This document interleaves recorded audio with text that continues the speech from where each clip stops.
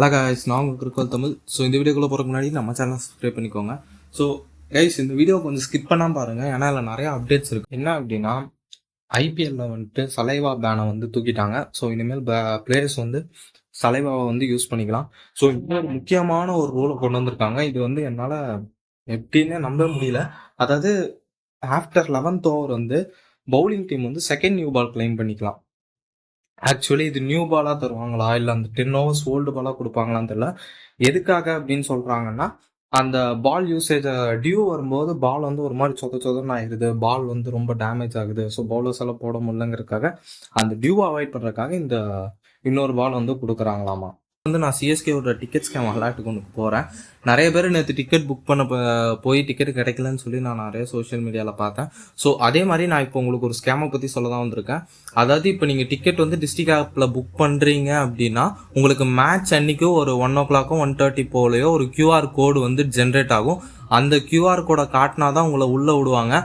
So எங்ககிட்ட ticket இருக்குது அப்படின்னு சொல்லி யாராவது சொன்னாங்கன்னா நம்பி வாங்காதீங்க. இன்னொரு விஷயம், அந்த QR கோடோட ஸ்க்ரீன்ஷாட் ஒர்க் ஆகாது, அதை PDF-ஆ டவுன்லோட் பண்ண முடியாது. ஸோ அந்த ஆப்பில் லாகின் பண்ணி நீங்கள் அந்த QR கோடை காட்டணும்.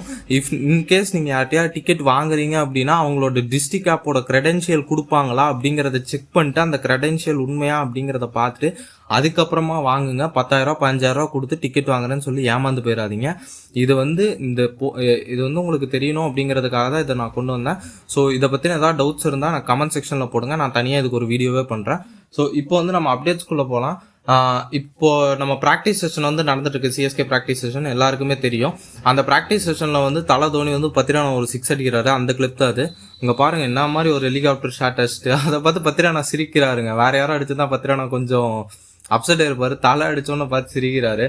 ஸோ இதே மாதிரி தான் நிறையா வந்து போயிருக்கு ப்ராக்டிஸ் செஷனில். சில அப்டேட்ஸ் வந்திருக்கு, அதை மட்டும் நான் சொல்கிறேன். நூர் அகமது வந்து பயங்கர அன்பிளேயபிளாக இருந்தாராமா ப்ராக்டிஸ் செஷனில். சூப்பராக போட்டிருக்காரு. ஜடேஜாவோட விக்கெட்டை வந்து காட்டன் போல்ட்டில் எடுத்திருக்காரு. அந்த வீடியோவை நான் அட்டாச் பண்ணுறேன். இதுதான் அந்த வீடியோ. ஸோ இங்கே பாருங்கள், பயங்கரமான ஒரு ஹைட்டு கொடை கிளப்பிட்டார். மூக்கு மேலே ராஜா ஒன்று தட்டிட்டார் ஜடேஜா. ஜடேஜாவோட பவுலிங்கும் சூப்பராக இருந்துன்னு சொன்னாங்க. பட் பேட்டிங் ஆவரேஜ் தான். ருத்ராஜ் கெய்க்வாட் நம்பர் 3 ஆட வாய்ப்பு இருக்குன்னு சொல்கிறாங்க கைஸ்.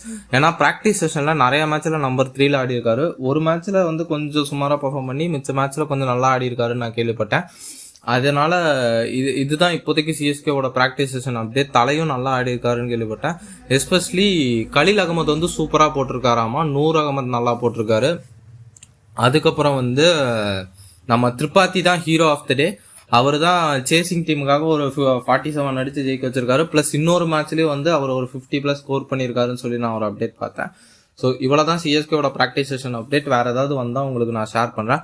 இப்போ போவோம் ராஜஸ்தான் ராயல்ஸ்க்கு. ராஜஸ்தான் ராயல்ஸ்க்கு வந்து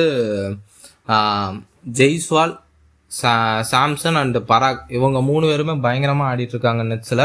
ஸோ இவங்களும் ஒரு நல்ல டீம் தான். பராக் ஒரு 144 அடிச்சிருக்காரு ப்ராக்டிஸ் செஷனில். இது இங்கே ரிப்ளிக் ஆகுமான்னு பார்ப்போம்.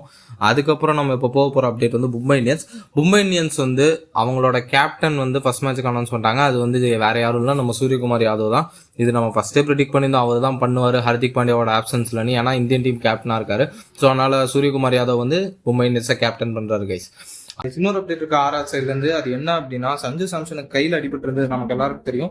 ஸோ அதனால 3 மேட்ச்சுக்கு ஃபர்ஸ்ட் 3 மேட்ச்சுக்கு அவர் வெறும் பேட்ஸ்மேனாக மட்டும் ஆட போறாரு.